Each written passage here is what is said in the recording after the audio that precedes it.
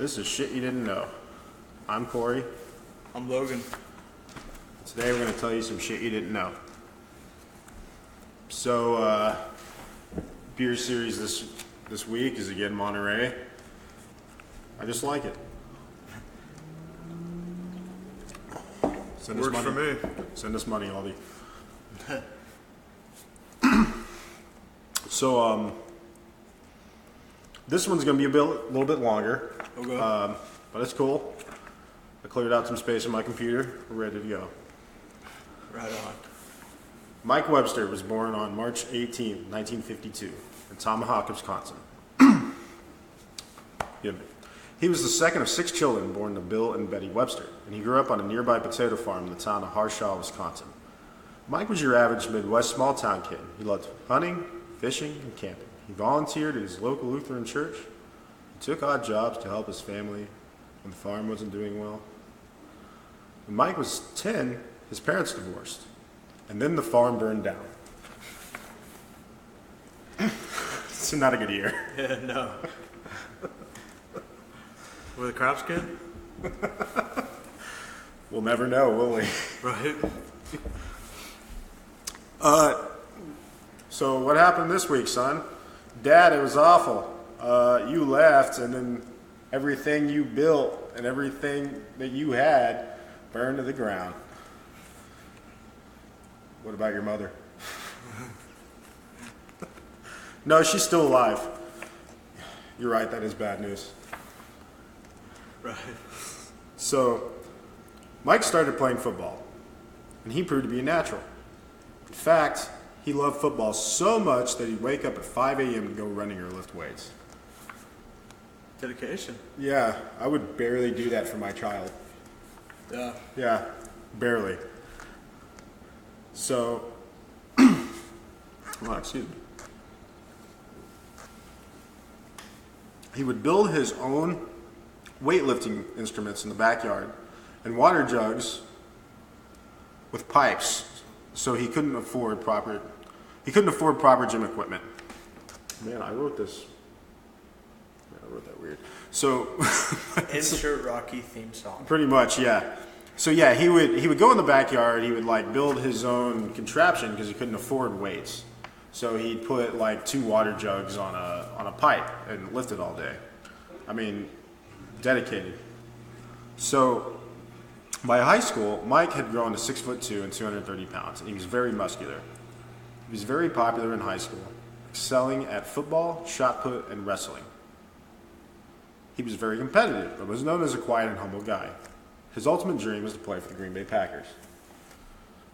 You know, it makes sense. So in 1971, he received an athletic scholarship to attend the University of Wisconsin and began playing center for them. He was generally regarded as the best center in the Big Ten Conference and impressed NFL scouts with his toughness and brute strength. He also met his future wife, Pamela, who was also a student there. They were later married and had 4 children. So then in the 1974 NFL draft, he was picked into the 5th round by the Pittsburgh Steelers and served as a backup guard and center for 2 years before becoming the starting center in 1976. And, I mean, do you know anything, a little bit about football, or you just kind of... I know a little bit, but really... So that 70s Steelers team is regarded as one of the best teams of all times. Okay. Terry Bradshaw, Yeah. guys like that, Mean Joe Green. But yeah, he was the center. So Webster had a reputation for being reliable, determined, hardworking, and very, very tough. He would often play through injuries, cracked ribs, broken fingers and toes, and headaches. Once he even showed up to a game on crutches, played through it, and had surgery the day after. So, a tough motherfucker. Holy shit. He would also play without any sleeves in the dead of winter, all the time, so that the opposing tackle couldn't grab onto him. Mm-hmm. So, centers are involved in every play. They have to snap, they have to block, they have to direct the offensive line, and they have to be intuitive and read the defensive line.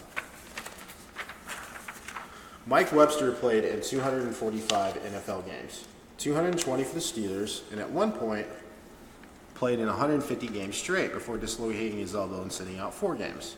In Pittsburgh, he was known as Iron Mike and embodied the people of Pittsburgh. Tough, reliable, and hardworking. Webster was known for his longevity, playing, fuck that word up all the time, playing until he was nearly 40 years old. Play after play, year after year, Webster slammed into bigger players, using his helmet as a battering ram, with a defensive lineman's forearms pounding his head. Although Webster was never officially treated for concussion, it is well known that he would get them frequently. He was known as the best center in the NFL and propelled the Steelers to 4 Super Bowl wins.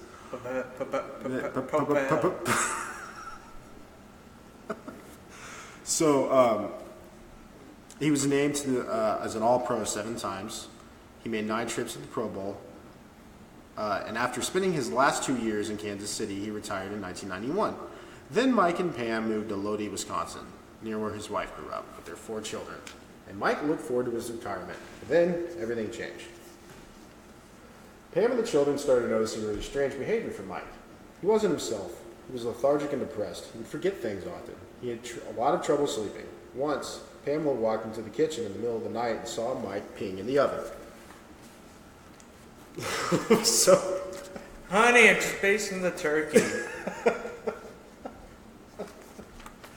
Man, I've been drunk, but I've never been that drunk. Right. Oh, I mean, what do you even say at that point? You walk out and you're just like, oh, okay, so that's happening. He's doing that now. Kids, get used to the microwave. So, I mean, when you gotta go, you gotta go. So sometimes he would go to the grocery store and then forget which way it was to go home. Just forget. When the Websters started having financial problems, Mike was usually the one who kept up with the family finances. But he wouldn't open important mail.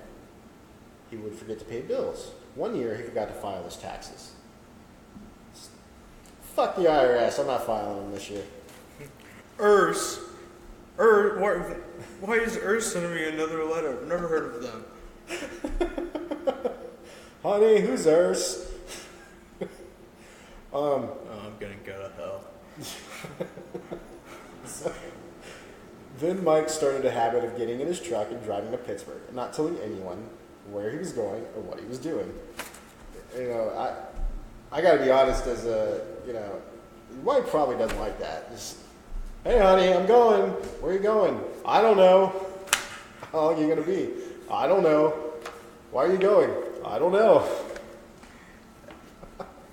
And what would be great on his adventures, just put the Road to El Dorado, like, song. It's just a montage almost.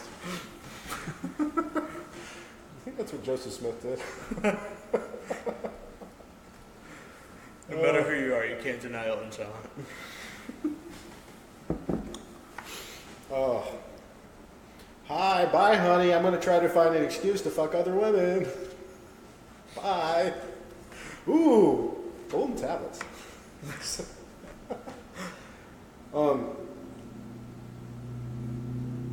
Yeah, so then the Websters started having financial problems.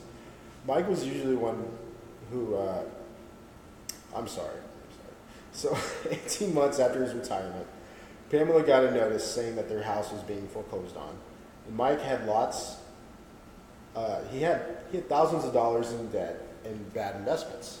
So he was making all this money the whole time, supposedly keeping up with it, and then he just fucking made some bad investments and everything's gone. So by 1992, Pamela couldn't deal with Mike's erratic behavior and separated from him. After this, Mike started spending more time in Pittsburgh.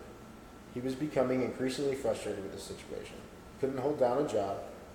He would forget about important meetings and events. Sometimes he would get in his truck and drive and not remember where he was going or why he was going there. By 1994, Mike was living out of his truck and sleeping at bus stations. Once, Steelers PR man Joe Gordon got a call from manager of the Amtrak station saying, Mike was here and he slept here last night and he didn't look good. So imagine if you're like in Dallas and you're just hanging out at the Amtrak station trying to wait for the train and you just see Emmitt Smith just sleeping there like, hey buddy, what you doing? Didn't you make money? What happened? But his former teammates felt so bad, and they had no idea that this was happening to him. And they pulled together some money so that he could sleep in a hotel for a few months and get himself together. But I mean, yeah, like, he was teammates with Terry Bradshaw. He's got the dough. Yeah, Terry Bradshaw was even supporting him at one point, and his wife. Wow. Well, I mean, he saved Terry Bradshaw's ass a lot. So. Yeah. Just 10 years earlier, Mike was the ultimate family man, reading Bible stories to his children before bedtime, teaching his sons how to play football in the backyard, and taking his youngest daughter to school in the morning. Now, Mike was drastically different. He then moved into his truck permanently and headed back to Pittsburgh. He's now addicted to painkillers and taking Ritalin for his behavioral issues. He also had even more trouble sleeping, sometimes not being able to sleep for 2 or 3 days. It got so bad that he would ask one of his friends, Sonny Janney, to take a police taser and stun him with it, just so he could go to sleep. Why? I know. And I read that, and I was like, oh. All right, baby, what's up? So Mike told him that he hadn't slept in 3 days, and this was the only way that he could do it. Imagine being this poor guy in this situation, God. and he just like, hey man, I need you to tase me. Tase me, bro. Right. I already have an X right there. Right there, just hit me. Oh, God. So in addition to the neurological issues, Mike was in constant pain, and he would duct tape his hands and feet because the cracks on them were so big. His teeth started falling out, so he would try to put them back in with super glue. Oh my God. His son even said that when he would sit out in his car, he would sit in his car and he'd be freezing in the winter because this is Pittsburgh, and he'd have a jacket right next to him, and he couldn't put together that all he had to do is put on the jacket and he wouldn't be as cold. He couldn't make that connection in his brain at one point. So, yes. So by the time he was elected to the NFL Hall of Fame, he was a recluse with mounting financial problems. He owed the IRS $250,000 and only had a disability check coming in. In 1999, Webster sued the NFL for a $115,000 yearly payment related to his disability. The NFL awarded him that amount, but now the IRS was garnishing his wages, and he still had no health insurance. Him and his youngest son were now living in a small apartment in Pittsburgh that had no furniture because they couldn't afford it. Then on September 24th, 2002, Mike's son found him in his room with purple lips and a flushed face. He was rushed to the hospital in Pittsburgh and pronounced dead from a heart attack. He was only 50 years old. It came as a shock to many in the Pittsburgh area, but the press knew about Mike's erratic behavior in the past, and were not really that surprised. His body was then sent to the Allegheny County Coroner's Office to be inspected by the pathologist on call at the time, Dr. Benin Malu. Malu is a Nigerian-born neuropathologist. In addition to being an experienced neuropathologist, he also has training in anatomical and clinical pathology, surgery, epidemiology, and also holds an MBA on top of it all. So, smart motherfucker. Yeah, I mean, just driven. So, very, very educated man. Very smart. But one thing he didn't know was who the fuck Mike Webster was, because he's Nigerian. He doesn't follow football. So, they bring him in. He came into work that day and found out that he was examining the doctors, and was told that he would be examining a man named Mike Webster. Malu said, "Who's that?" Everyone looked at him. This would be like living in Dallas and not knowing who Troy Aikman was. It's kind of the same. So, nonetheless, Amalu was a professional and looked over Webster's case and thought at first that he might suffer from a form of dementia. Amalu looked at Webster's body and noticed that he looked worn out and beaten down. Amalu thought that Webster was at least 70 years old and was surprised that he was only 50. Then he started examining Webster's brain and noticed that it looked normal. No mush, no shrinkage, no contusions, no sign of dementia or Alzheimer's. The CT and MRI scans were also normal. Amalu became even more curious about Webster's brain, so he set it inside formaldehyde and sat for 2 weeks and it sat in the container for 2 weeks, and Amalu poured over numerous medical books looking for an answer. Then he took it out and cut it into small microscopic slivers and put it under a microscope. Then he put dye on the brain to test it for anything abnormal. He then started reading about punch drunk syndrome, which is a condition that was described for boxers as early as the 1920s. What happened? I have no idea. Okay. My phone fell. Oh, okay. So there's a book written by a British neuropathologist named J.A. Corsellis he started looking at a book written by this guy, and then he started looking at slides of Webster's brain. He then saw something unusual. It's a buildup of a protein called tau. In a healthy brain, tau acts as a type of lubricant, but in an unhealthy brain, tau forms clumps. And these clumps they act as a type of sludge, clogging up the brain and killing healthy brain cells. In Webster's case, it was cells that control mood, emotions, and executive functioning. So he got all sorts of fucked up playing football.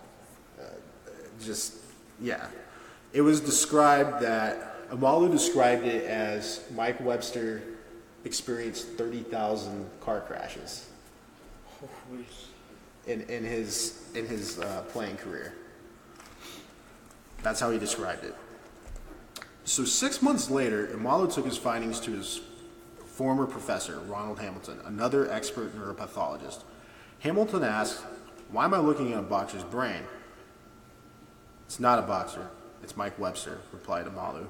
Hamilton was shocked, and later took Amalu to Steve Dukosky, the chair of the University of Pittsburgh Department of Neurology, and the director of the Alzheimer's Disease Research Center. It was preeminent God, that's not, oh, I misspelled that, that's why I couldn't say it. So, preeminent in the field of neurodegenerative diseases. He looked at the slides and was surprised by Amalu's findings as well. Dr. Kokoski had long suspected that many football players had suffered brain diseases while playing the game and taking too many hits to the head.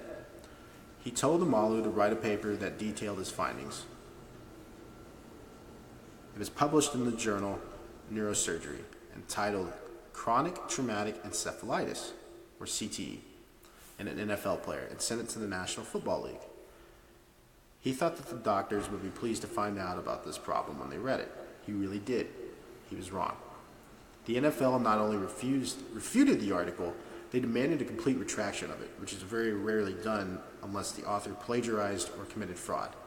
They called Amalu's findings completely wrong and claimed Amalu reached his results through failed medical practices and irrelevant medical information. They also tried to claim that Webster didn't really have a brain disease, even though he had been awarded disability from the league just 6 years earlier. And that the claim was exaggerated. They also went after Amalu's reputation and even insinuated that Amalu didn't reach his result with medicine, but some type of voodoo. You know, because he's fucking African. I know. What? You think his brother's like screaming Jay Hawkins? I put a spell on you. I mean, I don't even know. That's just... poor bastard doesn't even know. He doesn't even get it. He doesn't get the obsession that Americans have with football. He's just like, I don't understand. I'm a scientist. You asked me to look at his brain. Hey, it's just fucked. Should have said that, huh? Yeah. Yeah, man. Come on. It's a commodity. Give it the program. So then several months later, one of the NFL doctors agreed to a private sit-down with Amalu and to have him show him his slides. Dr. Amalu showed the NFL doctor the buildup of tau and explained the effects that it had on Webster's brain. Then the NFL doctor asked him, "Dr. Amalu, do you know the repercussions of your findings?" Amalu asked what he meant. The NFL doctor said, "If 10% of mothers in this country start to see football as a dangerous sport, that's the end of football." This is what the NFL really cared about. Then Amalu upped the ante. In November 2006, Amalu published a second article in Neurosurgery. This time, the subject was Mike Webster's teammate, Terry Long. Earlier that year, Long had committed suicide by drinking antifreeze, which, fucking hardcore way to go, right? Right. It's like just right there under Drano. God, at least it's sweet. Like Webster, Like Webster, after he retired, he began behaving erratically. He was in chronic pain, he was depressed, and he was in financial trouble. He was also known as a steroid user. It's probably not a good combination. Amalo examined his brain and found the same buildup of tau. Of course, the NFL demanded a retraction of this paper as well. Amalo then found 2 more cases of CTE in former NFL players. One was in Justin Sturzik. This is the hardest goddamn word I have ever seen how to pronounce, because I think he's Czech or Polish. It's Strzelezwyk. How? Right. How? So he was a former tackle for the Steelers who died in a car accident. The other was Andre Waters, who had committed suicide by shooting himself in the chest. Waters' girlfriend claimed that he was clinically depressed and that he was behaving erratically. So armed with even more ammunition, Amalo wanted to present his findings to the NFL personally. Additionally, the NFL did not know more. They did want to know more, and they convened a meeting in New York to hear Amalo's findings. There's one issue. Dr. Amalo wasn't invited. So, Basically, everyone come here so we can just talk shit about this one foreign dude. I know it's your findings and your work and your ideas, but you're not fucking invited. If you don't want to do it for the league, do it for the fantasy football league.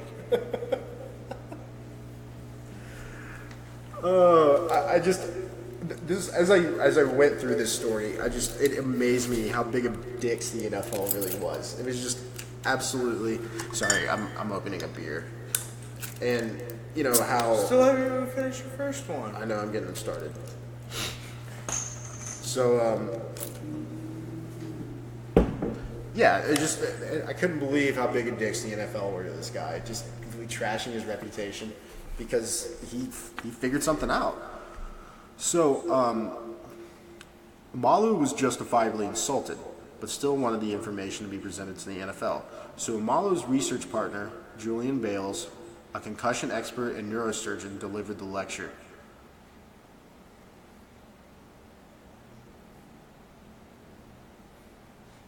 Shit, hold on. Get lost? No, it's... Okay, never mind. Yeah, I did. Despite being told the information, the NFL's lead doctor, Ira Casson, still insisted that the only scientifically valid evidence of CTE in athletes is in boxers and steeplechase jockeys. So even presented with the information, they're just still like, no, that's not happening. Only in boxers. The NFL just refused to acknowledge Amalu's finding publicly. So in 2008, Amalu moved out of Pittsburgh to take a job near Stockton, California. He was tired of fighting the NFL and no longer wanted to be the main doctor in the research team, and another doctor was approached. Dr. Ann McKee was the chief neuropathologist at New England Veterans Administration Medical Centers. She's since become the leading researcher on CTE, taking Amalu's place. She had also enlisted the help of Chris Nowinski, a former WWE wrestler and former defensive tackle for Harvard University. So, yeah, he's a Harvard graduate that is a WWE wrestler. Do you know anything about that? No. No, okay. The only thing I know about WWE is pretty much just how recently Kane became like mayor of I think Knoxville, Tennessee. Like Knox County. What? Yeah. I don't understand. You know what? Never mind. I do understand, actually. It's about right for now. Well, Jesse Ventura was the governor of Minnesota. I mean, crazier things have happened, or just happened 2 years ago. So, Nowinski, his job is to go get brains for Dr. McKee. He calls former NFL players' families, has a difficult conversation with them and talks to them. And the reasons are highly personal. Nowinski suffered numerous concussions playing football and also when he was wrestling. And he thinks it's possible that he might have CTE. He doesn't know, but he gets headaches constantly. And the more they find out about the disease, the more he finds out about the disease. So After Lewinsky was hired in 2008, he quickly obtained the brain of former Tampa Bay Buccaneers lineman Tom McHale. McHale had a similar story to Webster and Long. He was a graduate of Cornell and a highly disciplined athlete and student. He had a successful career, got married, and had 3 sons. Then after he retired, everything changed. He became depressed and irritable, and he couldn't sleep. He started drinking heavily and doing cocaine. Then he started abusing prescription medication. At 45, Tom died of an accidental overdose. And by accidental overdose, he started drinking, and then he started snorting Xanax, and then snorting cocaine. That's what happened. So holy shit, it's snowing. His brain was examined and was found to have CTE. So another one. The next year, Chad Henry, a wide receiver for the Cincinnati Bengals, died after suffering a head injury after falling off a moving car while in an argument with his fiancée. Yes, really. He did. It really happened. Holy shit. His brain was examined and it was determined that he had CTE. At 26, he was the first active player to be diagnosed with it. In 2011, Dave Dearson, a former safety for the Chicago Bears, committed suicide by shooting himself in the chest. He had texted his family and asked that his brain be examined for CTE. After an autopsy, it was proved that he did have it. Then McKee found CTE in former Patriots running back Kevin Turner, who had died of ALS at 46, and former Vikings linebacker Wally Hilgenberg, who had also developed ALS and died. In addition to NFL players, McKee also found CTE in Owen Thomas, a 21-year-old lineman for the University of Pennsylvania who had committed suicide, and also in 17-year-old Nathan Stiles, a teen from Kansas who had died at a high school game after taking a hit to the head. So he had too many concussions, and yeah, he took a hit he wasn't ready for. So then on May 2nd, 2012, everything changed. Junior Seau was found dead of a self-inflicted gunshot wound to the chest. He was only 43. He had only retired 2 years before, but had already had issues. He was depressed, subject to violent mood swings, and taking Ambien to deal with his insomnia. At first, Amalo was going to examine Seau's brain, but the NFL convinced Seau's family to have his brain examined at the NIH instead. So there's still piling on with Amalo. It's just, you can't come to this meeting, you can't look at this brain, fuck you. Yeah, it's merciless. So guess what the NIH found? He had CTE. Just, Seau was one of the most popular players in the NFL and was a star in his hometown, then at USC, and then as a linebacker for the San Diego Chargers. His death sent shockwaves to the NFL.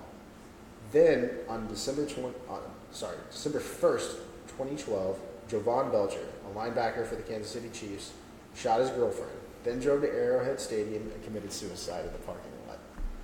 At this point, the league had to listen. And of course, he had CTE when they examined his brain.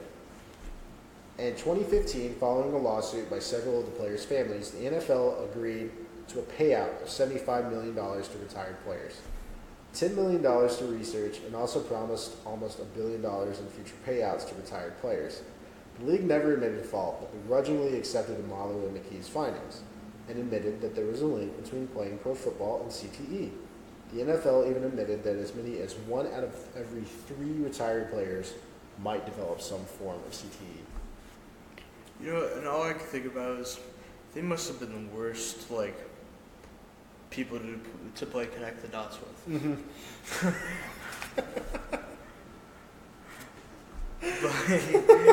They just be sitting on the first dot, where do I go from here?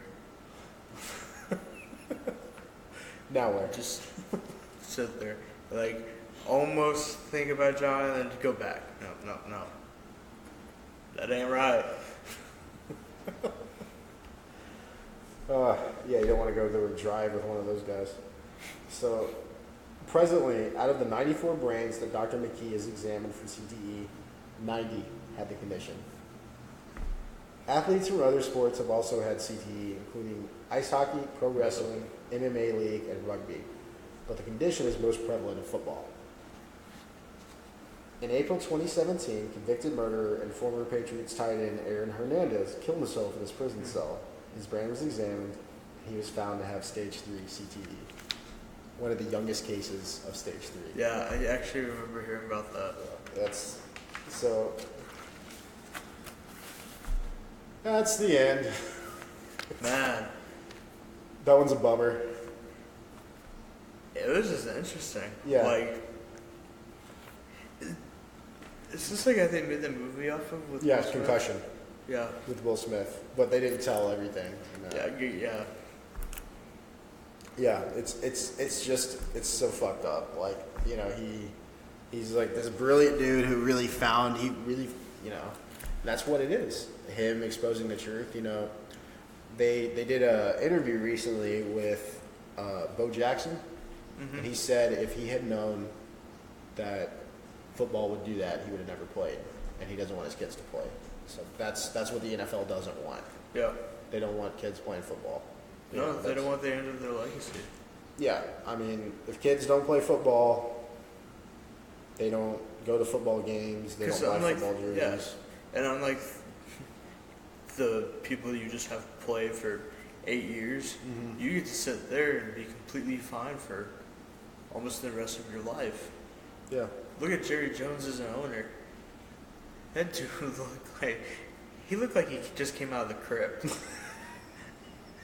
And he's still. I thought he the looked owner. like a lizard. That's what he looks like a lizard. Refer back to what was it, like the Lizard fourth Illuminati. podcast? Him, I believed. Him, I would be like, yeah, that guy's a lizard. His eyes keep going. They keep changing. Dude, as long as it doesn't blink vertically, I think it'll be good. So, yeah, that was shit you didn't know. And that was kind of a depressing episode. Sorry. I'll have all good. I'll have the next one be a lot happier. I promise. Or just more fucked up in a humorous way. That's what I'm looking at. 'Cause Actually. when you talk about mental health, it really makes you feel like shit making fun of it. Yeah. Daddy sits I'll in the do car. it, but with shame. Daddy goes in the backyard, sits in the car for no reason. Why? He played in the NFL. What is he doing all day? Oh, he's just shooting birds. Shooting the birds. That just makes me think of The Root. Anyway, went out on a high note. So Yep. that was fun, and I'm Corey, I'm Logan. and that was shit you didn't know. Please like and subscribe.